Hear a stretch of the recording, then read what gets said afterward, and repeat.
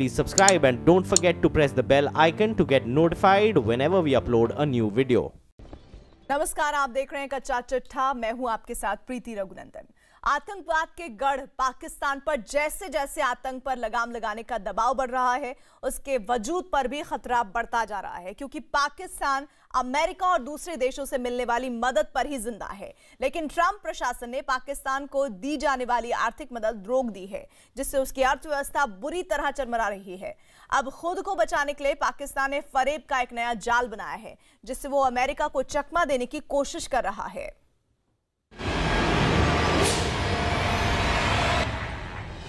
मुसलमान मुल्कों में अमेरिकी सफारतखाने बंद कर दिए जाएं। जितनी बार मुझे गिरफ्तार करते हैं उतनी बार अदलिया मुझे अल्लाह के फजल से आजाद करती है। यहाँ अजीबो गरीब हुकूमतें हैं। ट्रंप की शह है, हुकूमत पाकिस्तान की मजबूरियां हैं। इतने लोग दहशतगर्द होते हैं।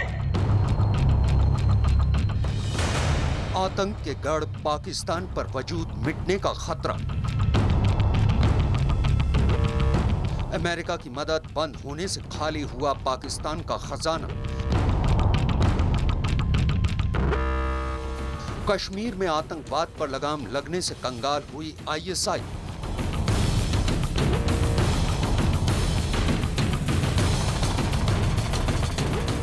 खुद को बचाने के लिए पाकिस्तान ने रचा नया फरेब।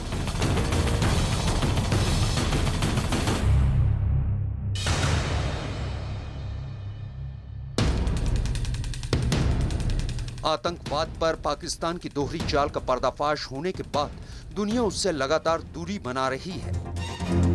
अमेरिका ने उसे दी जाने वाली आर्थिक मदद पर रोक लगा दी है। इससे पाकिस्तान की अर्थव्यवस्था पूरी तरह चरमरा उठी है।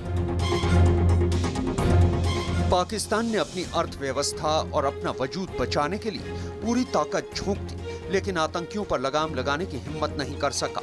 इसलिए अमेरिका ने लाख मिन्नतों के बावजूद उसे मदद देने से इनकार कर दिया। इसके बाद पाकिस्तान ने फरेब का नया जाल रचा है। पाकिस्तान अब फरेब के सहारे आतंक के दाग धोने की चाल चल रहा है। उसने एक साजिश के तहत दुनिया को ये बताने की कोशिश की है कि पाकिस्तान सरकार आतंकियों पर लगाम लगाने के लिए ईमानदारी से कदम उठा रही है, जबकि पर्दे के पीछे की हकीकत यह है कि आतंकी पहले की तरह आजाद हैं। पाकिस्तान की नई साजिश का मोहरा है आतंक का सबसे बड़ा आका हाफिज मोहम्मद सईद, जो हिंदुस्तान ही नहीं बल्कि अमेरिका के खिलाफ भी खुलेआम जहर उगलता है। अदालतें मुझे रिहा करती हैं। अदालतें इनसे पूछती हैं, कोई जुर्म बताओ। इनके पास कोई जुर्म होता ही नहीं। बताएं क्या? कहते जी पाकिस्तान में जुर्म तो कोई नहीं, मसला इंडिया का है, मसला अमेरिका का है। पाकिस्तान ने आतंकवाद के दाग से अपना दामन साफ करने के लिए एक नया कानून पास किया है, जिसके जरिए हाफिज सईद जैसे आतंक के आकाओं पर लगाम कसने का दिखावा किया गया है।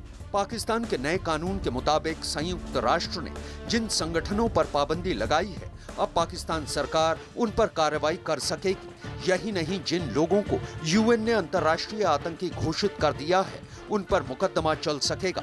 इसके अलावा पाकिस्तान की एजेंसियां ऐसे संगठनों के दफ्तर बंद कर सकेंगी और उनके खाते जब्त किए जा सकेंगे।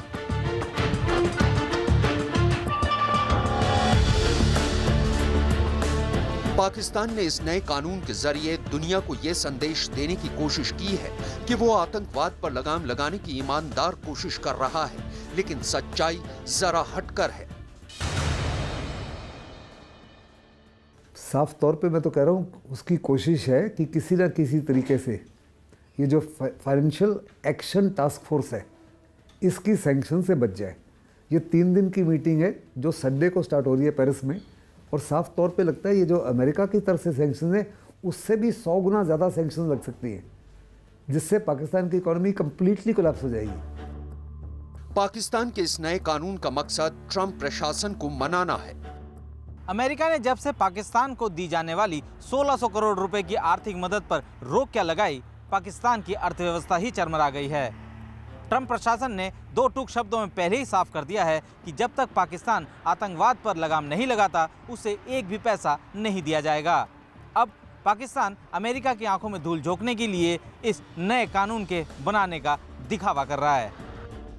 पाकिस्तान के इस फरेब का असर भी होता नजर आ रहा है, क्योंकि अमेरिका ने पाकिस्तान को आर्थिक मदद के मामले में थोड़ी राहत दे दी है।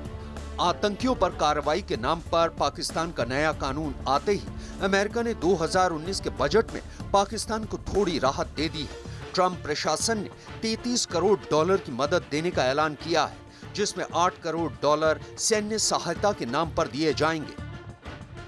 अमेरिका ने फिलहाल पाकिस्तान को आर्थिक मदद के नाम पर बेहद कम पैसे देने का फैसला किया है, लेकिन मदद का फैसला यही संकेत दे रहा है कि पाकिस्तान अमेरिका को अपने फरेब के जाल में एक बार फिर फंसा रहा है।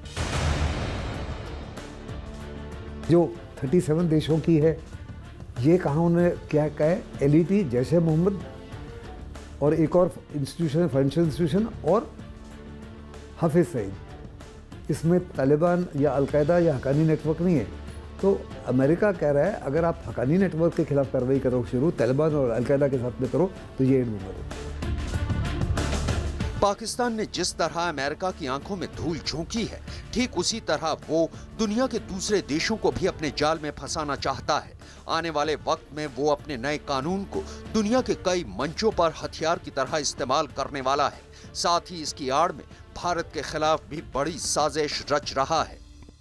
पाकिस्तान ने नए कानून के जरिए फरेब का जो जाल बुना है, उससे वो अमेरिका को तो धोखा दे ही रहा है, दुनिया के कई और मंचों पर भी वो इसे हथियार की तरह इस्तेमाल करने वाला है। जबकि हकीकत ये है कि आतंकी पहले की तरह बेलगाम है, क्योंकि वो अच्छी तरह जानते हैं कि कानून सिर्फ दिखावा है और वो आतंक की सल्तनत चलाने के लिए पूरी तरह आजाद है।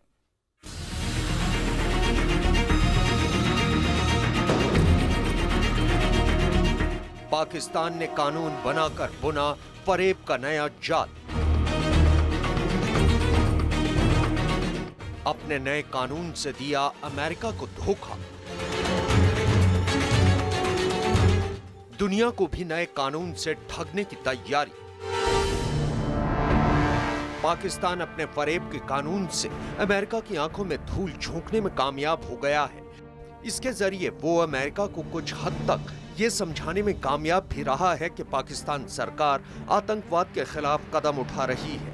अमेरिका की आंखों में धूल झोंकने में कामयाब होने से पाकिस्तान के हौसले बुलंद हैं।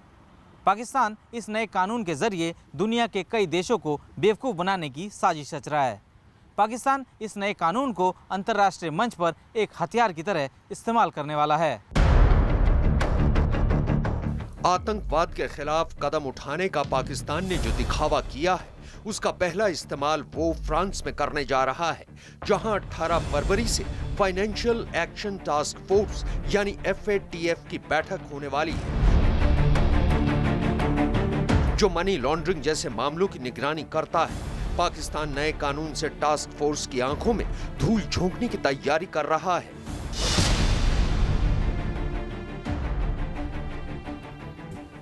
पाकिस्तान की लाइफलाइन है और लाइफलाइन इन लोगों के हाथ में है।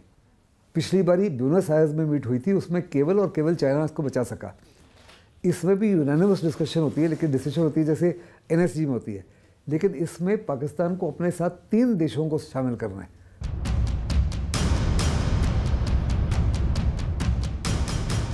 पाकिस्तान आतंकवाद पर कार्रवाई का जो दिखावा कर रहा है, उसकी पोल भी पूरी तरह खुल चुकी है। नए कानून के मुताबिक हाफिज और उसके संगठन लश्कर-ए-तैयबा के खिलाफ कड़े कदम उठाए जाने चाहिए थे, लेकिन सच्चाई ये है कि हाफिज लश्कर-ए-तैयबा को नए सिरे से तैयार कर रहा है। उसने लश्कर का नया लोगो भी जारी किया है।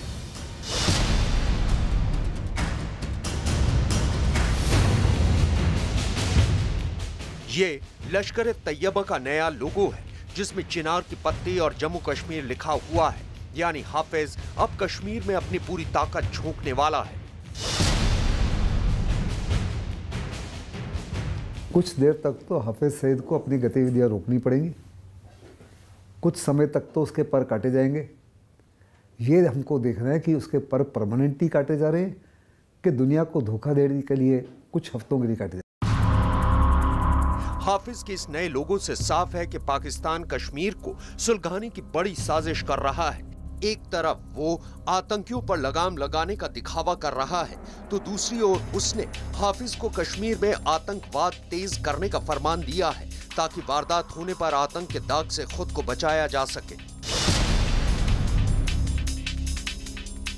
जो पाकिस्तान के साथ किसी भी प्रकार का बड़ी गतिविधि होती है हिंदुस्तान में, चाहे वो मुंबई कांड था, चाहे पठानकोट था, चाहे उरी था, पाकिस्तान की आर्मी, ISI और आतंकवादी मिलजुल के कार्रवाई करते हैं। इसके काफ़ी बड़े पैमाने पर सबूत हैं। पाकिस्तान सरकार का आतंकवाद पर लगाम लगाने का कानून दिखावे का तो है ही, वो इससे कई साजिशों को भी अंजाम दे रहा है। उसकी कोशिश दुनिया की नजरों से बचकर आतंक का कारोबार फिर शुरू करने की है।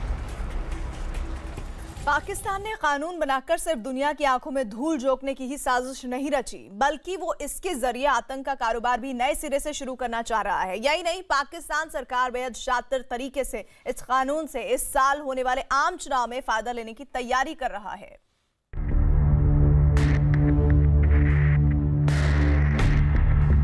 पाकिस्तान ने अपने नए पैंतरे से एक साथ कई मंसूबों को अंजाम तक पहुंचाने की चाल चली है। दुनिया की आंखों में धूल झोंकने के साथ साथ वो कश्मीर को भी नए सिरे से सुलगाने की साजिश रच चुका है। यही नहीं, पाकिस्तान सरकार इस कानून को बेहद शातिर तरीके से इस साल होने वाले आम चुनाव में भी इस्तेमाल करने वाली है।